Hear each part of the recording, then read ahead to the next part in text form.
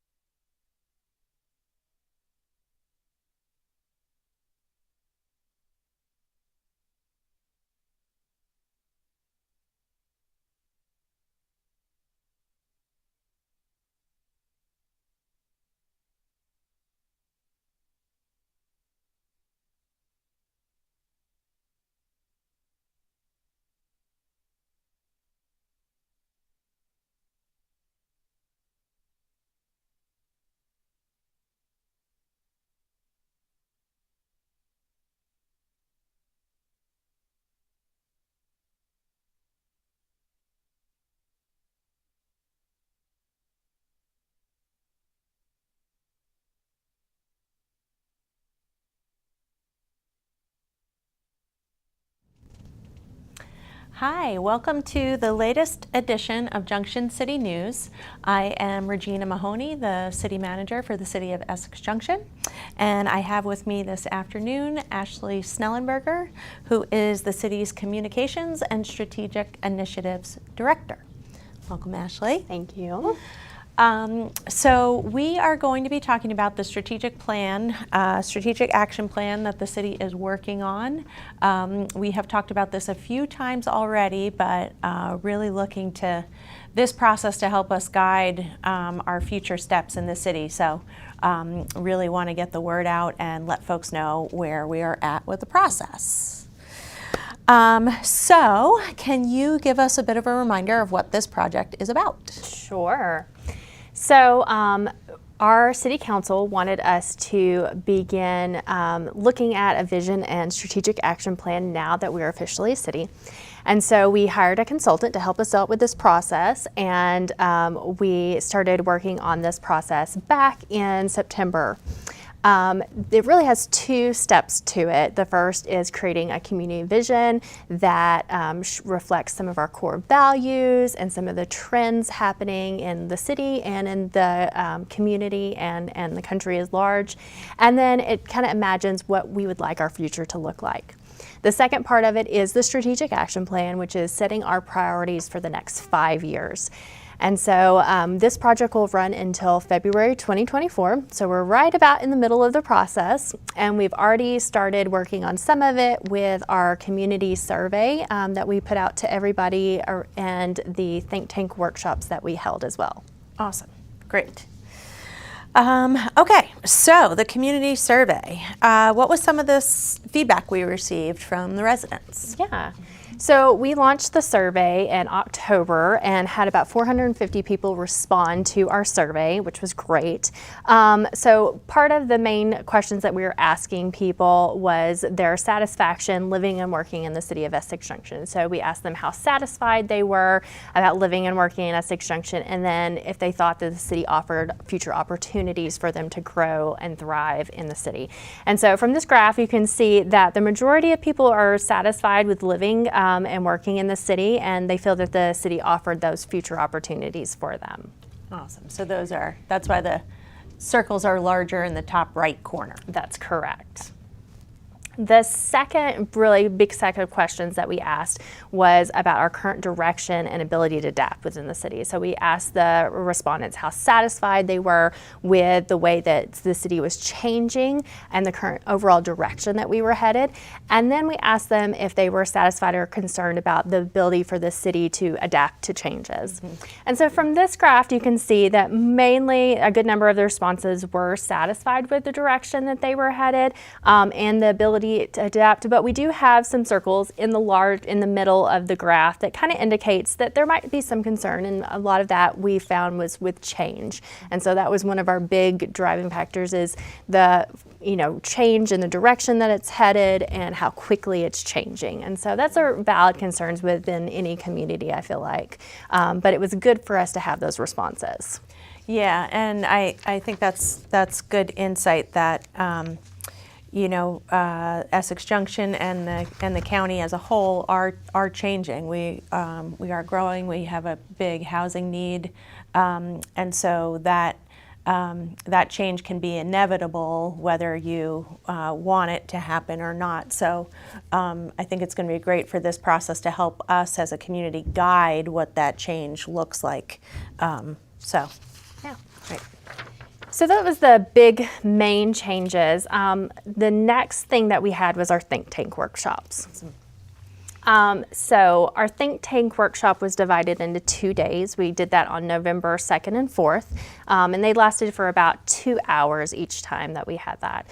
And then, so we broke day one. Basically, we started out talking about what are some global trends that are affecting the city of Essex Junction, whether that's the climate change that we can see taking place today, or other things like population growth and people moving into different parts of Vermont, or moving from the south to the north. Mm-hmm. So there was lots of different trends that are affecting globally, nationally that we talked about, and then we talked about how that might affect the city of Essex Junction in the future. We then asked the participants to identify some key drivers, and these are the things that are most likely to shape the city within the future. Mm-hmm. And so our residents that participated in this identified 20 key drivers, and they rated these key drivers then on a scale of the size and impact on the economic approach and the community approach. And so these are the 20 drivers that the residents came up with who participated in the think tank. And as you can see, it's a varied group from housing to traffic congestion and transportation to the ability to adapt and the fear of change. So some of those things that we already had seen in the survey also came up within the think tank as well. And so we're definitely seeing some trends within this survey and think tank workshop that we did. Awesome.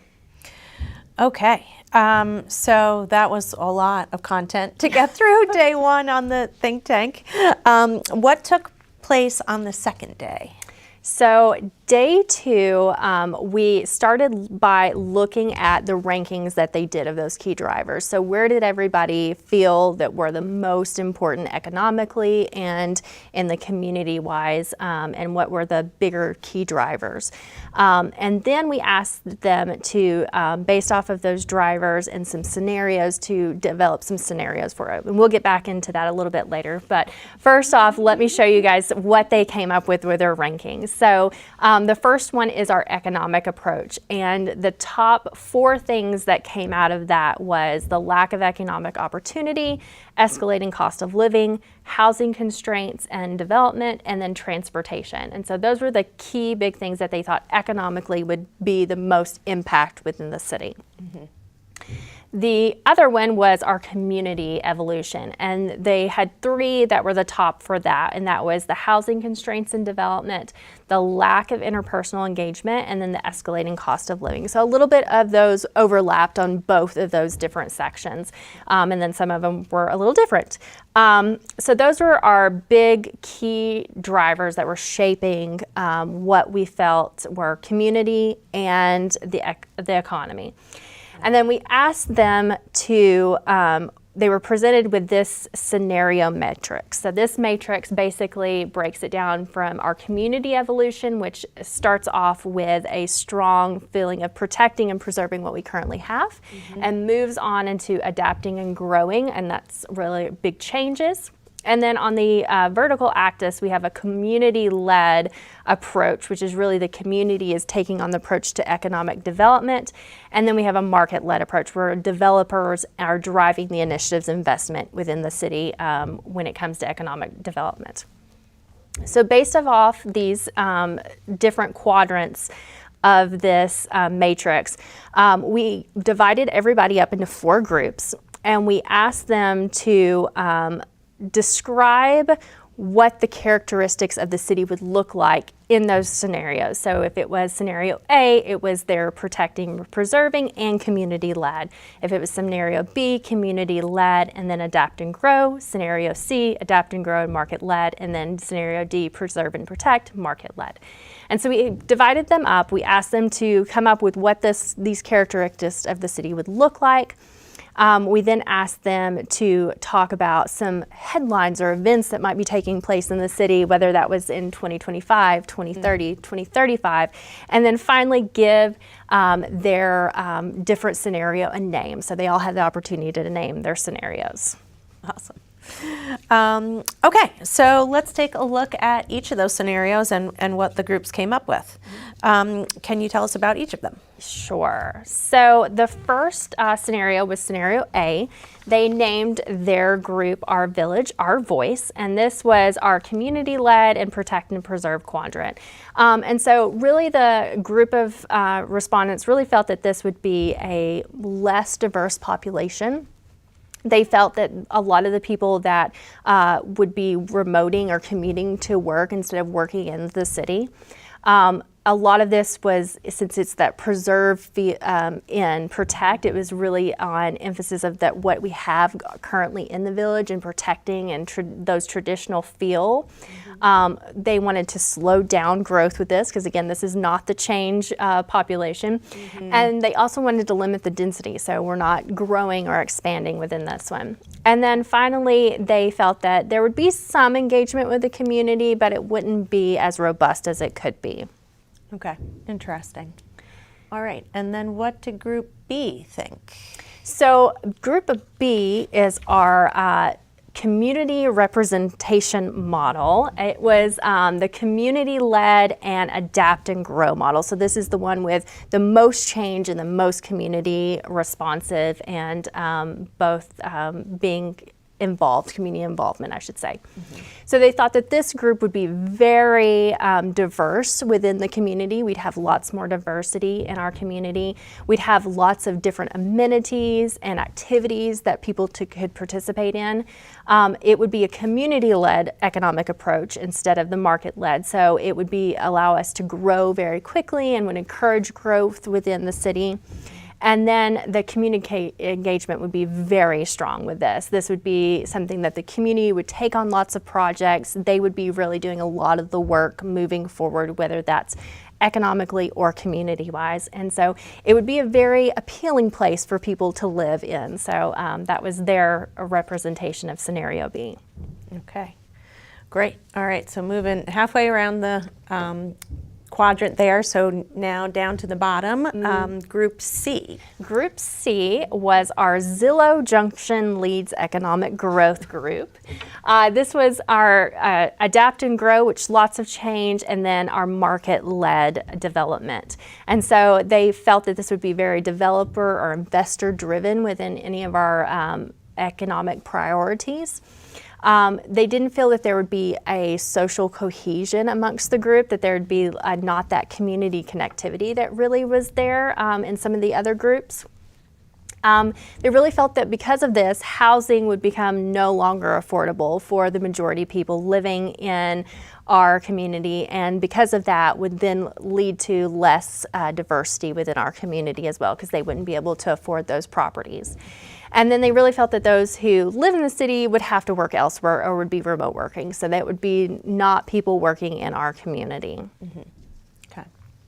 All right. And Group D, the final group. And the final group is Essex Junction, the new Shelburne. And so this is our protect and preserve and market-led group. They felt that obviously this would be very traditionally led by the market approach to economic development. They felt that a lot of the people who would be moving into the city would be people who were newcomers, who were very affluent, or people who were having second vacation homes. And then the people who were still there wouldn't be really able to afford to live within the community and probably would be looking for elsewhere to live. So we wouldn't have a lot of the same people living in the community. We would have no ethnic diversity within this quadrant. And then while the city would be very attractive, we're not going to have that growth that we expect with some of the other groups. And then again, loss of our community. So we'll have kind of a tension between the newcomers who are moving in from different locations and the people who are still trying to stay and live in the city. And those ideas probably might not mesh as well with how they want to move within the community. So we feel there might be some friction within that quadrant if that was to come.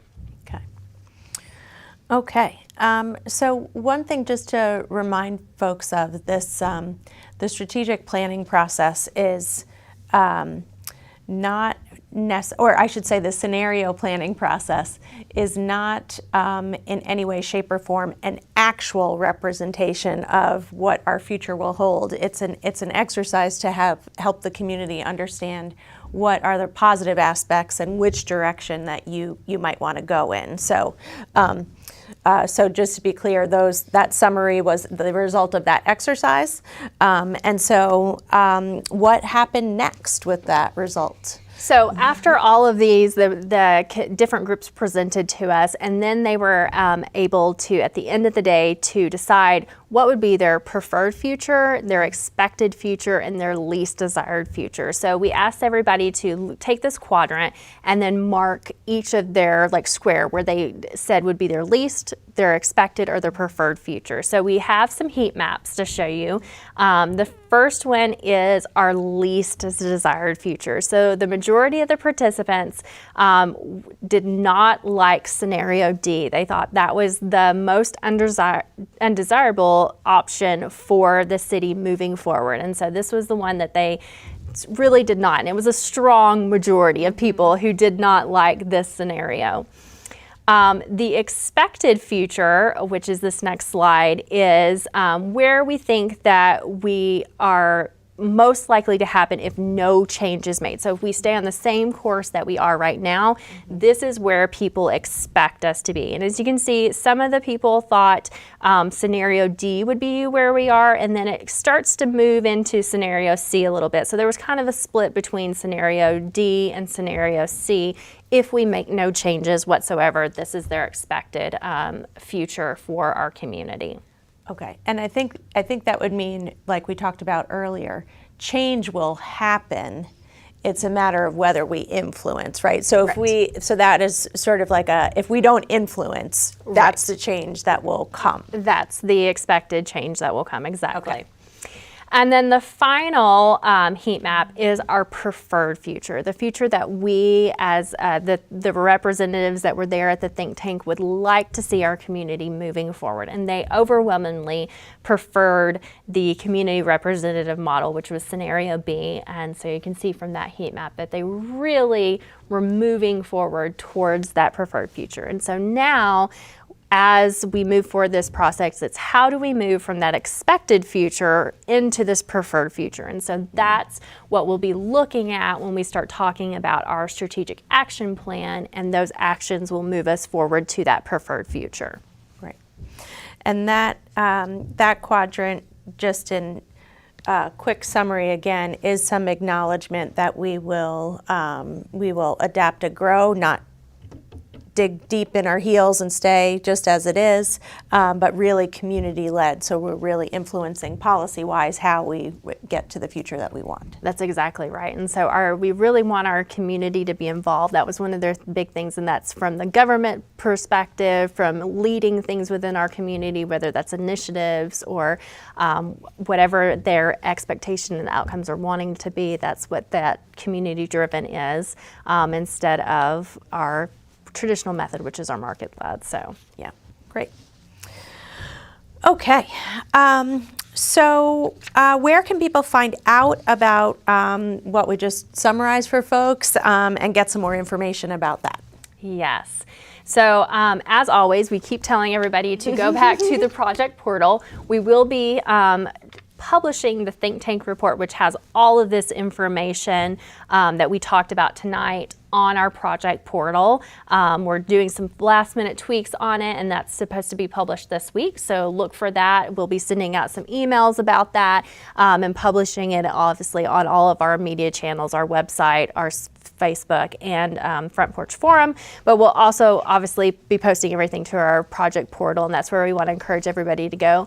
The project portal also has our survey right now, so you can go on and actually see every response that we received from the survey and what people were saying within the survey. There were lots of open answer questions, and so you can see exactly what everybody was telling us in that survey. Great. And then this information that we have from our think tank report will then be used to develop our pillars. And so those are our core values, the key priorities that we're going to be focusing on moving forward within our strategic action plan. Awesome. Okay, so the project keeps going until February 2024. Yes. Can you tell our viewers what the next steps in the process will be? So we have a big month of January planned for everyone. We've got basically 2 projects going on the month of January. So we do have our strategic planning process that's going on, but we're also in the middle of budget planning and getting ready for annual meeting. And so we have decided to combine 2 of these events so that we're not asking people to come out for a bunch of different events the month of January. So January 27th, which is a Saturday, we have a community open house and budget discussion. And so the day will start out with a community open house where you can come and give feedback on the strategic plan. The idea is to come, spend 5 to 15 minutes giving us some feedback, and then turn around and go about the rest of your day. If you're interested in more information on our budget, you can obviously stay. We're planning on having a community meal that day and putting out information about our budget. And then we'll end the day with more opportunity for strategic planning. And so you can come in obviously during the afternoon as well and give feedback. So again, it's a come and go event. It's not something where you come in and are going to have to spend an hour or 2 unless you want to hear more about the budget. Yeah. But this is an opportunity, like we said, for us to get feedback from multiple projects. Great. And then after that, we have some focus group sessions. That's going to be January 29th and 30th. That's Monday and Tuesday. Those will be throughout the day on both of those days, and we'll be going over to the different pillars and asking people to give us feedback on those pillars for our action items. So what can we do to accomplish these different pillars? And then finally, we'll be putting out a community survey number 2 in February, and this will allow us to get some feedback on some of those action items and those pillars to see if this is the direction that we're all going in the right direction, and to make sure that we're hitting all the areas that we need to within those pillars. Great. After the consultants have combined all of that information, they will then be writing our strategic action plan report. And that report will then be given to our city council and presented to our city council and presented to our community. And then we'll start moving forward on that action plan. Awesome. So thank you for combining those two big things that we're working on right now into one. And so the interesting thing I think for us right now is that the strategic planning process and this action plan that comes out of this work will really help us build budgets going forward. And right now we're actively working on the FY25 budget, and that will probably move a little faster than getting the final product from this action plan. But it'll be helpful to see how this action plan helps us really establish annual work programs for the city and move forward with that input. So. Great. It's great that we've had an opportunity to get feedback from our community and really ask what are the priorities that we want to be moving forward. Yeah. We've had a lot of ask, and so I know that that's something that our city councilors have, our staff has, and our community is asking for. And so we hope that with the strategic plan we can accomplish some of those priorities and start moving along in that process in a reasonable way. Obviously we can't do everything in year 1, so this is a 5-year. We just want to make sure that we really say that this is a 5-year plan, and so we hope that we can accomplish all of those activities in the next 5 years. Awesome. Great. Is there anything else you would like to add? I will say be checking out your mail for an invitation on the community open house and budget discussions. We will be sending that out in the beginning of the new year. We'll also be posting a lot of information about all of our upcoming events after the new year. So be sure to check out the project portal and of course our website, social media, and Front Porch Forum for all of this information. We hope that everyone who has already participated in the strategic plan will continue to participate, and for those who haven't had an opportunity to participate, please take the opportunity to participate in these upcoming events and give our feedback, especially within the priorities and action items, because those are, I think, the funner of the project portion. So we hope that everybody will participate in those projects coming up. Awesome. That is great. Okay, so thanks so much for joining me. That is most of our time today. Hopefully folks will continue to tune in for our monthly Junction City News, and hope everybody gets home safely today. Depending on when you watch this, you may not know, but we're back in a significant rain and flooding event today here in Vermont. So hope everybody gets home safe, and happy holidays to everybody. Thank you.